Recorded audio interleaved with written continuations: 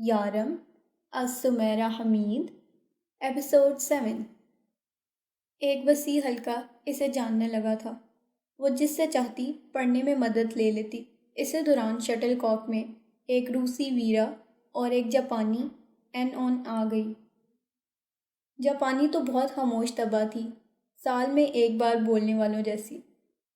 اس نے لیڈی مہر کو کہانی سنائی، پر لیڈی مہر نے اسے خود ہی روک دیا کہ وہ بس چپ چاپ گھر میں رہتی رہے۔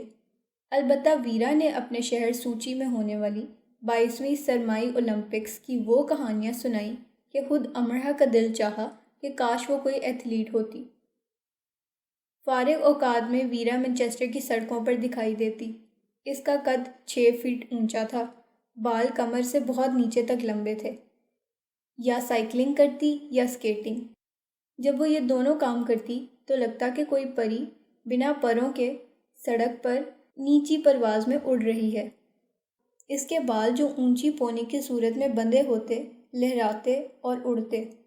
ایک بار ویرا نے اسے سکیٹنگ شوز پہنا دیے اور امرہ منہ کے بل سڑک پر گری۔ ناک کی ہڈی اتنی بچ گئی کہ بس سرجری کی صورت نہ رہی، باقی ساری کسر پوری ہو گئی۔ امرہ کا بس کا کرایہ بھی بچا اور وہ ویرا کے ساتھ سائیکل پر بیٹھ کر یونیورسٹی چلی جاتی۔ لیکن ویرا کے ساتھ سائیکل پر بیٹھنا بھی اتنا ہی مشکل تھا جتنا رولر کوسٹر پر بیٹھنا۔ کرایہ بچانے کے لیے وہ اپنے دل کو مضبوط کرتی۔ وہ سائیکل پر ہزار کرتب دکھاتی ہوئی جاتی تھی۔ ویرا کچھ اخبارات کے لیے کالم لکھتی تھی، اس لیے اسے نوکری کرنے کی ضرورت نہیں تھی۔ اس نے شٹل کاک ہاؤس میں چھوٹے موٹے مرمت کے کام آسانی سے کر دیے تھے، جس کے اسے لیڈی مہر نے اجرت بھی دی۔ اس کا سر نام میں ہلاتے امرہ نے کم ہی دیکھا تھا۔ اسے جیسے سب کام ہی آتے تھے۔ ڈیرک کی مدد سے اسے جوتوں کے ایک سٹور میں کام مل گیا۔ اس کا کام بل بنانا تھا، بس کافی آرام دہ کام تھا، اور اس کی ہفتہ وار تنخواہ بھی اچھی تھی۔ ہفتے میں ایک بار وہ کیفے ضرور جاتی اور اپنے سابقہ باس سے کافی کے ساتھ ہلکی پھلکی بات چیت کر کے آتی۔ اب تو دادی اور اماں بھی اس سے بات کرتے آبدیدہ ہو جاتی تھیں۔ اسے حیرت ہوئی، اس نے پہلی بار دادی کو اپنے آنسو صاف کرتے دیکھا۔ حماد اور علی بھی اسے کافی تمیز سے مخاطب کرتے۔ دانیہ اسے خاندان میں ہونے والی تقریبات کی ویڈیوز بھیجتی رہتی تھی۔ اسے تو کوئی دلچسپی نہیں تھی، البتہ سادنا، لیڈی مہر، ویرا کافی شوق سے ان ویڈیوز کو دیکھتی تھیں۔ ویسے تو موسم ابر آلود ہی رہتا تھا اور ہلکی پھلکی بارش ہو جاتی تھی، لیکن اس دن ہلکی پر مسلسل بارش ہو رہی تھی۔ ٹھنڈی ہوا چل رہی تھی۔ ویرا کو کسی اخبار کے دفتر جانا تھا، اس لیے وہ اکیلی ہی آکسفورڈ روڈ پر واک کرتی سست روئی سے چلتی رہی۔ اسے قطعاً جانے کی جلدی نہیں تھی۔ وہ موسم سے لطف اندوز ہو رہی تھی۔ گیلی گیلی عمارتیں، نم منظر اسے اچھا لگ رہا تھا۔ بھلے وہاں کے مقابل اس موسم سے عاجز آ چکے ہوں، پر غیر ملکی، خاص کر کے گرم ملکوں کے باشندوں کی جان تھی اس موسم میں۔ اس نے گہرے گلابی رنگ کے ویرا کے سٹول کو گردن میں 2 بل دے رکھے تھے۔ انہیں کھول کر اس نے سر پر اوڑھ لیا اور پھر اس نے واپس گردن میں ہی بل دے دیے۔ بارش کی ہلکی پھوار سر پر پڑتی اچھی لگ رہی تھی۔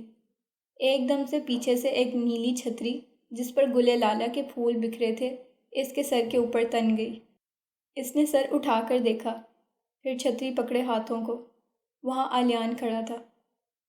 تمہیں اپنی ٹویٹ نہیں چاہیے؟ آج میں تمہیں برگر بھی کھلا سکتا ہوں اور کافی بھی۔ اتنی پرانی بات۔ نہیں، اب نہیں چاہیے۔ کیوں؟ اب کیوں نہیں چاہیے؟ چھتری بدستور اس کے اوپر رکھے ہوئے تھا، خود وہ بھیگ رہا تھا۔ تم سے نہیں چاہیے، تم بہت بدتمیز ہو۔ میں نے تم سے کب بدتمیزی کی؟ کب نہیں کی؟ ویسے تم مجھ سے اتنی نرمی سے کیوں بات کر رہے ہو؟ مجھے خود نہیں پتہ چل رہا، میرا دماغ کھسکتا ہی جا رہا ہے۔ علاج کے لیے پیسے نہیں ہیں تمہارے پاس؟ ایسا کرو، علاج کی بھی ٹویٹ لے لو۔ علاج تو میں کروا لوں، لیکن اس بیماری کا کوئی ڈاکٹر نہیں ہے۔ ایک یونیورسٹی اسٹوڈنٹ کے ساتھ تم ایسی اونگی بونگی باتیں کیسے کر سکتے ہو؟ اور یہ یونیورسٹی اسٹوڈنٹ بھی تو سب اونگا بونگا کرتی ہے۔ سب کیا؟ سب مطلب سب۔ وہ ہلکے سے مسکرایا، اور یہ کرتے وہ ایسا لگا کہ امرہ نے سوچا کیا اس نے خدا سے الگ سے اپوائنٹمنٹ لی تھی؟ امرہ نے ایک چاکلیٹ نکال کر اسے دی۔ کھاؤ، تمہاری کیلوریز تیزی سے کم ہو رہی ہیں۔ تمہیں ڈراپ کر دوں؟ وہ چاکلیٹ لے کر کھانے لگا۔ تمہارے پاس گاڑی ہے؟ نہ، سائیکل۔ میں ویرا کے علاوہ کسی کے ساتھ نہیں بیٹھتی۔ میں گراؤں گا نہیں، پر میں تمہیں ضرور گرا دوں گی۔ بھاگ جاؤ، میرا سر نہ کھاؤ۔ یہ کیا طریقہ ہے بات کرنے کا؟ خاص تمہارے لیے۔ میرے لیے کچھ خاص؟ واو، ٹھیک ہے۔ تم نے سنیما دیکھے ہیں یہاں کے؟ اس کے بھورے سر پر بارش کے قطرے لکن میٹی کھیل رہے تھے۔ ہاں، ویرا کے ساتھ گئی تھی۔ اس نے یقیناً تمہیں ہنگر گیمز دکھائی ہوں گی۔ اس کا ماننا ہے کہ وہ جینیفر سے مشابہ ہے، لیکن وہ جینیفر سے زیادہ خوبصورت ہے۔ میں تمہاری کلاس فیلو جینیفر کی بات نہیں کر رہا۔ ویسے میں تمہیں ایک اچھی انڈین مووی دکھا سکتا ہوں۔ میں انڈین موویز نہیں دیکھتی۔ پاکستانی؟ وہ 3-4 ہی ہیں اور میں پاکستان میں دیکھ کر آئی ہوں۔ بنگالی؟ مجھے بنگالی نہیں آتی۔ ایرانی، افغانی، ترکمانی، عراقی، مصری، اور ہاں، اینیمیٹڈ۔ کیا تم نے سنیما میں اینیمیٹڈ فلم دیکھی ہے؟ نہیں۔ نہیں دیکھی؟ کیا تم نے ریٹیٹویل دیکھی ہے؟ دیکھو، اگر تم نے اتنی عظیم فلم نہیں دیکھی تو میں تمہیں پہلے اس کی کہانی سنا سکتا ہوں۔ دیکھنا، خود تمہارا دل چاہے گا کہ تم یہ فلم دیکھو۔ یہ ایک قابل ذکر چوہے اور اس کے محسن کی کہانی ہے۔ چوہا جس کے ہاتھ میں کمال کا ذائقہ ہوتا ہے اور وہ دنیا کے کسی بھی بڑے سے بڑے شیف سے زیادہ اچھا اور لذیذ کھانا بنا سکتا ہے۔ ایسا کھانا جس کے کھانے والے کو نظیر نہیں ملتی، اور ایسی ترکیب اور سلیقے سے۔ چوہا شیف ہوتا ہے؟ مطلب جو کھانا بناتا ہے؟ ہاں، تم غلط سمجھ رہی ہو۔ وہ کھانا بنانے سے پہلے ہاتھ دھوتا ہے، اور اس کے ہاتھ صاف ہوتے ہیں، بالکل تمہاری طرح۔ چوہا اور کھانا؟ آخ! امرہ نے سر کو زور سے جھٹکا۔ آخ، چوہا اور میرے ہاتھوں جیسے صاف ہاتھ۔ آلیان نے چھاتے کو بند کیا۔ اس کا ہاتھ تھک چکا تھا اور وہ چلتے چلتے رک گیا، اور اسے بھی روک لیا۔ اب بارش کے قطرے دونوں کے بالوں میں لک چھپ جا رہے تھے۔ پھر کرنا؟ کیا؟ یہ جو ابھی کیا تھا۔ کیا کیا تھا؟ وہی جو چوہے کے نام پر کیا تھا۔ آخ! امرہ کو پھر سے چوہے کا خیال آ گیا۔ ایک بار پھر کرنا، یہی پلیز۔ تم پاگل ہو؟ کیا کہہ رہے ہو؟ جب تم یہ آہ کرتی ہو تو تمہاری بھویں اور آنکھیں بچکانہ سا رقص کرتی ہیں، اور تمہاری ناک یہ دائیں بائیں لہرا کر اکساتی ہے کہ اسے پکڑ کر اس پر چٹکی بھری جائے۔ تم میرا وقت ضائع کر رہے ہو۔ امرہ کو لگا کہ وہ اس کی ناک کی چٹکی بھر لے گا۔ اچھا، تمہارا وقت اب قیمتی ہو گیا ہے۔ اچھا چلو، فلم کے لیے پکا؟ اگر ویرا جانے کے لیے تیار ہو گئی۔ ویرا؟ ہاں، دادا نے کہا ہے ہر جگہ اسے ساتھ لے کر جاؤں۔ دادا جی کو یہاں ساتھ لے آتی۔ پھر بھی اچھا تھا۔ تم میرے دادا کا مذاق اڑا رہے ہو۔ چلو، ویرا کو بھی لے آنا۔ اور وہ ویرا کو لے بھی گئی۔ ویرا تو جاتے ہی سو گئی، کیونکہ اسے خالص ایکشن فلمیں پسند تھیں، جن میں ہر 2 منٹ بعد ایک بم بلاسٹ ہوتا اور کم سے کم 2 آدمی مر جائیں، اور ہیرو بس بڑی بڑی عمارتیں پھلانگتا رہے، اور کسی زمین پر کھڑا ہو جائے تو چاروں طرف فائر کھول دیے جائیں۔ جب چوہے نے پہلی بار کھانا پکانا شروع کیا تو اس نے منہ میں کتنی بار ہی آہ کیا۔ پھر آہستہ آہستہ وہ دلچسپی سے فلم دیکھنے لگی، اور فلم کے اختتام پر اس نے تالیاں بجائیں۔ اس نے اس قسم کی فلم پہلے کبھی نہیں دیکھی تھی۔ ہیرو ہیروئن کے لمبے جمیلوں سے ہٹ کر ایسی شاندار فلم، کمال ہو گیا۔ جب وہ ویرا کی سائیکل پر بیٹھ رہی تھی گھر جانے کے لیے تو الیان نے اس سے بہت آہستگی سے فرمائش کی، ایک بار کہہ دو، آہ۔ وہ کہا لگا کر ویرا کو مضبوطی سے پکڑ کر بیٹھ گئی۔ وہ وہیں کھڑا اسے جاتے ہوئے دیکھتا رہا۔ کچھ لوگوں کا آنا جتنی خوشی دیتا ہے، ان لوگوں کا جانا اتنی ہی تکلیف دیتا ہے۔ وہ اس وقت ننھی منی سی اسی تکلیف سے گزر رہا تھا۔ وہ آلیان مارگریٹ جو جب سیٹی بجاتا دونوں ٹانگوں کو ہوا میں اچھال کر ان کی تالی بجاتا جاتا ہے تو کم سے کم 50 لوگ اسے مڑ کر ضرور دیکھنا پسند کرتے ہیں، اور اگر وہ غصے سے کسی کو دیکھتا ہے تو بھی اس پر پیار ہی آتا ہے۔ لیڈی مہر شادی کے 10 سال تک بے اولاد رہیں۔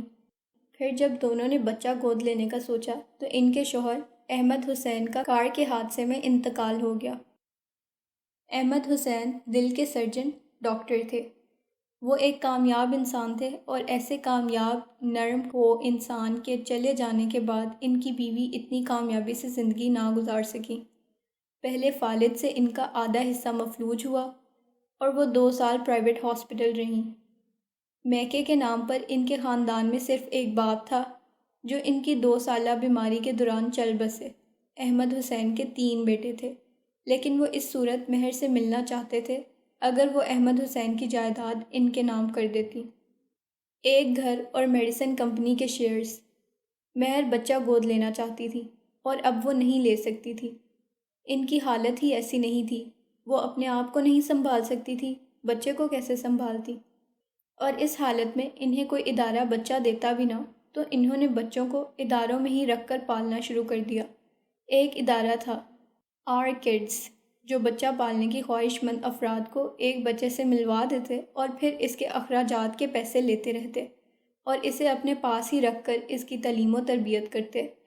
مہر نے یہاں ایک نہیں پورے 10 بچوں کو لے کر پالا۔ وہ کمپنی سے ملنے والے منافع میں سے اپنے اخراجات کے لیے رقم نکال کر باقی سب اس ادارے کو دے دیتی۔ بچے مہینے میں ایک بار ان سے آ کر مل جاتے اور ایک پورا دن ان کے پاس گزار کر جاتے۔ مہر کو ماما کہتے۔ یہ مختلف قوم و نسل سے تعلق رکھنے والے بچے تھے اور سب مہر کو بہت پیارے تھے۔ کرسمس، نیا سال وہ مہر کے ساتھ گزارتے تھے۔ ان میں سے ایک مسلمان تھا اور وہ اپنی عید مہر کے گھر آ کر کرتا۔ جیسے جیسے بڑے ہوتے گئے وہ مہر کے پاس رات بھی رکنے لگے۔ وہ سب نہ صرف اپنا کام خود کرتے تھے بلکہ مہر کے کام بھی کیا کرتے تھے۔ مہر مہینے میں ایک دن اور ایک رات انتظار کرتی جب وہ سب ان کے پاس ہوتے۔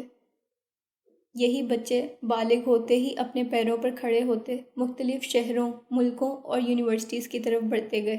کچھ شادی کر چکے تھے، کچھ نوکری کرتے تھے اور کچھ ابھی بھی پڑھ رہے تھے۔ سب دنیا کے کسی نہ کسی کونے میں کسی بھی حالت میں ہوتے، مہر کو فون کرنا نہیں بھولتے تھے۔ لیڈی مہر ہمہ وقت ان کے فون سنتی یا انہیں سالگرہ کے تحائف بھیج رہی ہوتی۔ ان کی طرف سے بھیجے جانے والے فون میسیجز یا کارڈز پڑھتی رہتی۔ مہینے 2 مہینے میں کوئی نہ کوئی ان سے ملنے بھی آیا ہوتا، جس کی آمد پر وہ ایسے خوش ہوتی جیسے پاکستان میں مائیں اپنے بیٹوں کو صحرا باندھتے دیکھ کر ہوتی ہیں۔ گاہے بگاہے یہ سب شٹل کاک آتے رہتے تھے، اسی لیے یہاں 4-5 سے زیادہ لوگوں کو پیئنگ گیسٹ نہیں رکھا جاتا تھا۔ 1-2 دن رہ کر چلے جاتے۔ کوئی ڈاکٹر تھا، کوئی انجینئر، کوئی اپنا بزنس کر رہا تھا، کوئی نرس تھی تو کوئی اسٹوڈنٹ، لیکن یہاں آتے ہی وہ سب لیڈی مہر کے بچے بن جاتے تھے۔ ان کے سارے کام خود کرنا پسند کرتے، انہیں کھانا کھلاتے، منہ دھلواتے، ہفتہ وار چیک اپ کے لیے لے کر جاتے، انہیں مختلف پارکوں میں لیے گھومتے رہتے اور انہیں رات کو کہانیاں سناتے۔ لیڈی مہر ان کے لیے مقدس ہستی جیسی تھیں۔ ان میں سے ہی ایک مورگن کیمبرج سے ایم فل کر رہی تھی۔ وہ اپنے فرینڈ جوش کو شٹل کاک لے کر آئی کہ اگر ماما ہاں کہتی ہیں تو وہ بھی جوش کو ہاں کہہ دے۔ یہ گنجا کبوتر تمہیں واقعی پسند ہے مورگن؟ اچھا انسان ہے ماما، مورگن مسکرائی۔ کیا سوویت یونین کے برفیلے پہاڑوں میں کام کرتا رہا ہے؟ بہت ہی برفیلا سا ہے۔ اگلے سال جوش کی پی ایچ ڈی کمپلیٹ ہو جائے گی۔ مورگن کسی ہیرو شیرو کو پسند کرتی؟ سنا ہے کیمبرج میں بہت فلم سٹارز پڑھنے آتے ہیں۔ میرا تو خواب ہی رہا کہ میرے کسی بچے کی کسی فلم سٹار سے شادی ہو۔ تو میں جوش کو انکار کر دوں ماما؟ تمہارے انکار سے تو یہ مر آ جائے گا۔ انہوں نے بیچارے سے نظر آتے جوش کو دیکھا جو ٹی وی پر ایک ڈاکیومنٹری دیکھ رہا تھا۔ سادنا اور امرہا اس کو ایسے دیکھ رہی تھی کہ وہ بیچارہ بار بار پہلو بدل رہا تھا۔ دراصل دونوں جان بوجھ کر اسے خواص باختہ کر رہی تھی۔ ایویں خواہمخواہ مشرقی شغل، تھوڑا ڈر تو ہے۔ مورگن نے ماما کی تائید کی۔ ٹھیک ہے، ہاں کہہ دو پھر اسے۔ کب کرو گی شادی؟ میں چاہتی ہوں تم بہار کی دلہن بنو، لیکن کرسمس کی چھٹیوں کے علاوہ تم کہاں فارغ ہوگی شادی کے لیے؟ نہیں، آپ کہہ رہی ہیں تو میں بہار میں ہی کروں گی۔ نہیں، کرسمس ٹھیک ہے، ہم کرسٹینا کو بہار کی دلہن بنا دیں گے۔ آج کل میں وہ یہی آنے والی ہے، اور ایسے ہی نمونے کو لے کر۔ امرہ اور سادنا نے بلند و بانگ کہے چھوڑے نمونے کے نام پر۔ لیڈی مہر نے جوش کو رسٹ واچ دی تو وہ بیچارہ نم نم سا ہو گیا۔ لیڈی مہر نے مورگن پر ایک خائف سی نظر ڈالی۔ پھر سوچ لو مورگن، مجھے تو لگتا ہے 1-2 بار رونے سے ہی پگھل کر ختم ہو جائے گا۔ اور اس بار وہ دونوں اتنا ہنسی کہ نشست گاہ سے باہر جانا پڑا۔ جس دن سادنا کو معلوم ہوا کہ اس کے اکلوتے بیٹے کو ایسی خطرناک بیماری ہو گئی ہے تو وہ دونوں میاں بیوی کئی دن اور راتوں تک روتے رہے۔ اس کا شوہر ایک کمپنی میں چند ہزار پر ملازم تھا۔ وہ اتنی بڑی بیماری کا علاج کیسے کروا سکتے تھے؟ حیدرآباد میں ایک چھوٹا سا گھر تھا ان کا، لیکن اسے بیچ کر اپنے بیٹے کا علاج نہیں ہو سکتا تھا۔ کسی نے مشورہ دیا کہ گھر کو بیچ کر سادنا کا شوہر یورپ کی طرف نکل جائے اور وہاں کام کرے۔ انہوں نے گھر بیچ دیا، لیکن اس کے شوہر کو ویزا نہ ملا۔ ویزا ایجنٹ نے ہی بتا دیا تھا کہ آدمی کی نسبت عورت کو ویزا ملنے کے چانسز زیادہ ہیں، تو سادنا نے ویزا کے لیے اپلائی کیا اور اسے ویزا مل گیا۔ لیکن وہ ایشیائی گھرانوں میں کام کرتی تھی، پاکستانی، ہندوستانی، سعودی گھرانوں میں جا کر وہ گھریلو کام کرتی، اور گھریلو کام کے لیے ہر گھر ہفتے میں 2 دن اسے بلاتا اور فی گھنٹے کے حساب سے پیسے ملتے۔ لیڈی مہر کے گھر میں وہ پہلے کرایہ دار تھی، پھر لیڈی مہر نے اس کے حوالے سارا گھر کر دیا۔ وہ لیڈی مہر کو بھی دیکھتی اور گھر کو بھی۔ 2 سالوں میں اس نے کافی کمایا تھا۔ سنگاپور کے ہسپتال میں آریان کے 2 آپریشنز ہو چکے تھے، ایک آخری آپریشن ہونا تھا۔ پھر 3 ماہ تک میڈیکل چیک اپ۔ ڈاکٹر پر امید تھے آریان کی صحت یابی کے لیے، اور ڈاکٹر سے زیادہ سادنا خود بھی تھی۔ جن گھرانوں میں وہ جاتی تھی وہ سب آریان کے علاج کے لیے اسے پیسے دیتے تھے۔ لیڈی مہر بھی آپریشن کے لیے ایک بڑی رقم دیتی تھی۔ آپ بہت بہادر ہیں۔ امرہ کو ساری کہانی معلوم ہوئی تو اس کی آنکھیں نم ہو گئیں۔ ہاں، میں بہت بہت بہادر ہوں، اسی لیے اللہ نے میرا انتخاب کیا کہ میں اس مشکل کو آسان کر دوں۔ مجھے اپنے منتخب کیے جانے پر خوشی ہے۔ آپ کا بیٹا تو بہت بڑا انسان بنے گا، میں اسے بڑا ڈاکٹر بناؤں گی، اور اچھا ہی ہوا کہ وہ اس تکلیف سے گزر رہا ہے۔ اس سے اسے یہ یاد رہے گا کہ تکلیف سے گزرنے والوں کو اس نے کیسے مدد کرنی ہے، اور ان سے غفلت نہیں برتنی۔ قدرت کے ہر اقدام میں ایک گہرا راز ہوتا ہے۔ میں کچھ سمجھ رہی ہوں اس راز کو، اور کچھ سمجھ جاؤں گی۔ اگلا آپریشن کب ہے آریان کا؟ 6 ماہ بعد۔ اس سے زیادہ وقت بھی ہو سکتا ہے، سادنا نے اطمینان سے کہا۔ امرہ بہت متاثر تھی سادنا سے۔ جب وہ پاکستان میں تھی تو وہ خود کو دنیا کی دکھی اور مظلوم ترین لڑکی سمجھتی تھی۔ وہ رات کو پائن ایپل کی پلیٹ بھر کر کھا جاتی اور روتی جاتی۔ اسے لگتا دنیا میں اس سے زیادہ مشکل اور مصیبت میں کوئی نہیں ہے، اس سے زیادہ گھٹن میں کوئی نہیں رہ رہا۔ سب سے زیادہ تکلیفیں اسے ہی مل رہی ہیں۔ اگر انسان دنیا میں چل پھر کر دیکھے تو اسے خبر ہو کہ جس دکھ پر وہ ایسے واویلا مچا رہا ہے اور دکھی دکھائی دیتا ہے، وہ کوئی دکھ ہے ہی نہیں۔ لوگ تو کیڑے پڑے زخموں کے ساتھ بھی گنگناتے ہیں، مسکراتے ہیں، اور اصل میں انسان وہی ہیں جو سر کو آسمان کی طرف شکوے کے لیے نہیں، شکر کے لیے اٹھاتے ہیں۔ آج کے لیے اتنا ہی۔ اگلے ایپیسوڈ میں آپ جان سکیں گے امرہ اور آلیان کی دوستی آگے کیسے بڑھے گی۔ I'm signing out. Stay tuned for next episode. اللہ حافظ.